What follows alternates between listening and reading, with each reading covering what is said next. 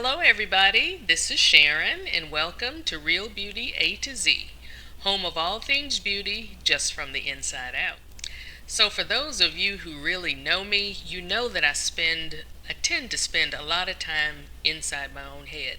I'm always thinking of things, ruminating on things, asking questions.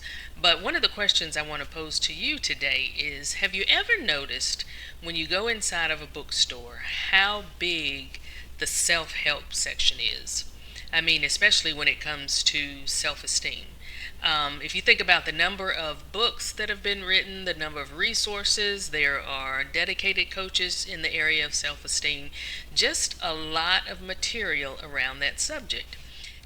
So, when you look up the definition of esteem, it basically means to admire and to respect. So, self esteem is admiring and respecting yourself. Very basic definition, but why do we struggle so in that area? And that's one of the things that I was just kind of ruminating and thinking about. So the question was kind of posed back to me. It came to me in a thought, and it was like, what if the problem isn't your self esteem, but the fact that you're building it on the wrong self?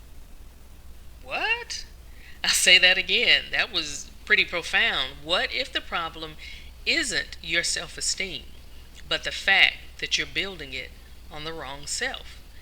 And so I started thinking, some more, ruminating on that, and then I thought about it. I don't know about you, but when I look at myself, it gets kind of shaky there because some days I am just full of life, full of confidence. I get up, I feel like I can tackle the world, and there is no problem that I can't solve. But then there are other days where I'm not too sure. I'm questioning every single thing. I'm rewriting, recalculating, figures 4 and 5 times just to make sure I'm right. And so let's be honest. If our identity is built on something that shifts and changes from day to day, no wonder we're unstable. I think there's a scripture in the Bible, James 1:8, that says a double-minded man is unstable in all of his ways. So I'm saying all of this to say, or at least pose the question, have we been going about it the wrong way all this time? Self esteem includes other things like self worth, self confidence, and self love. We're taught to believe in ourselves, to love ourselves, to fix ourselves, and most of all, to esteem ourselves.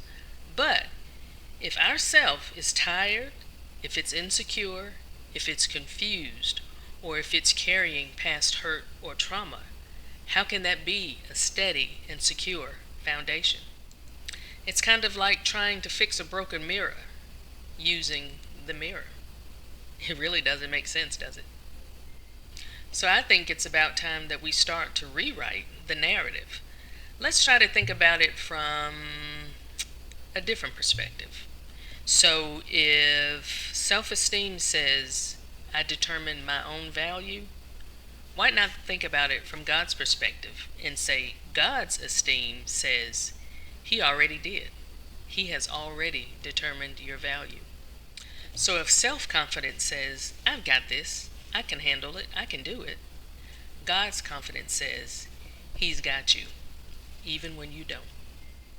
If self worth says, I am what I accomplish, God's truth says, you're already worthy.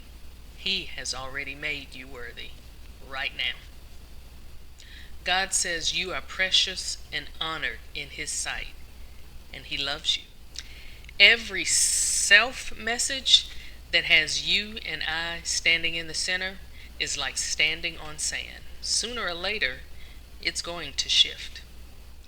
Now, I'm not knocking ways that we can go about trying to improve ourselves. I'm just proposing that maybe we need to move our focus so much off of self, because self changes, onto something more stable, something more secure. God is the same yesterday, today, and He will be the same forever. We don't have to struggle so much with building ourselves up from scratch. We're not doing it alone. All we have to do is remember whose image we're made in. So here's the truth. The most solid thing about you isn't you. It's your creator. Your identity is not a DIY project, not a do-it-yourself project. It's a divine design. When we stop obsessing over self and start embracing Him, that's when the real beauty will begin. It's time to rewrite the narrative. So, your call to action for this week is to ask yourself, what self messages do you need to let go of and replace with the messages of the Creator? It's time for us to go from thinking of ourselves as being flawed to fearfully made.